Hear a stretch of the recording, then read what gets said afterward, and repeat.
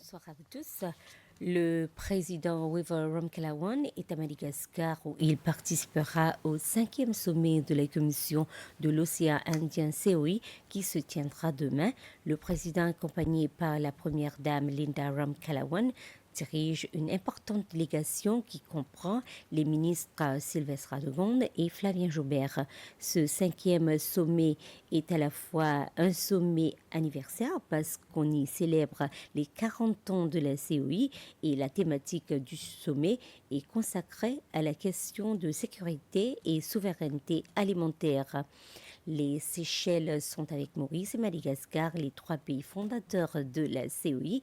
À Antananarive, le président Ramkalawan portera la voix des Seychelles, qui est leader régional sur des sujets tels que la sécurité maritime, l'économie bleue et la résilience climatique.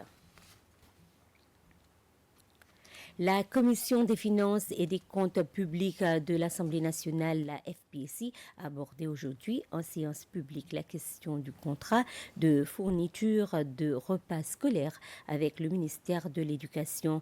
La fourniture de ces repas basée sur une offre directe a été critiquée dans le rapport de l'auditeur général qui estime que cette procédure n'est pas justifiée. Ce sujet, comme j'ai dit, a été discuté ce matin.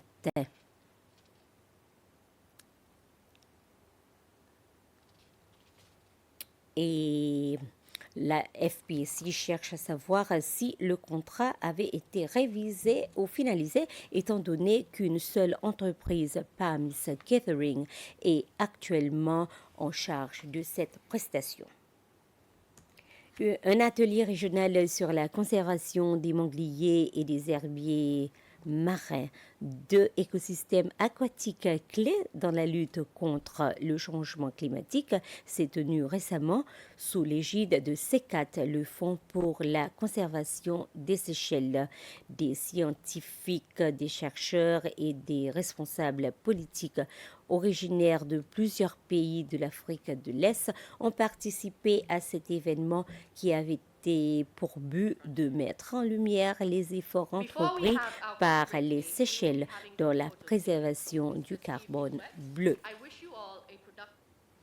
Des entreprises spécialisées dans la valorisation des produits de la mer ont signé un protocole d'accord avec l'autorité des pêches des Seychelles, la SFE, afin de bénéficier d'un soutien financier pour participer au Salon international des produits de la mer en Espagne.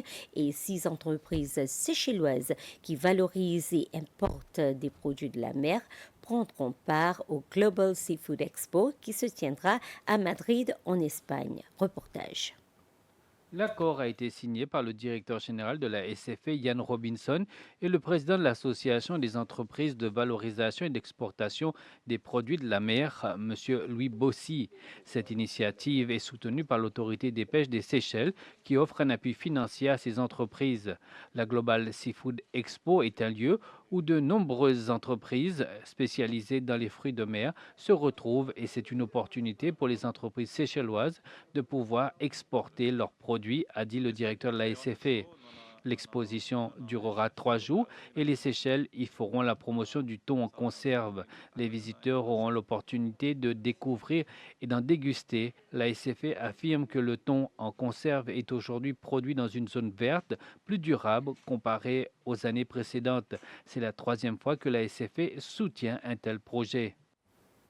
Ainsi s'achève ce flash d'information. Merci de l'avoir suivi. Bonsoir.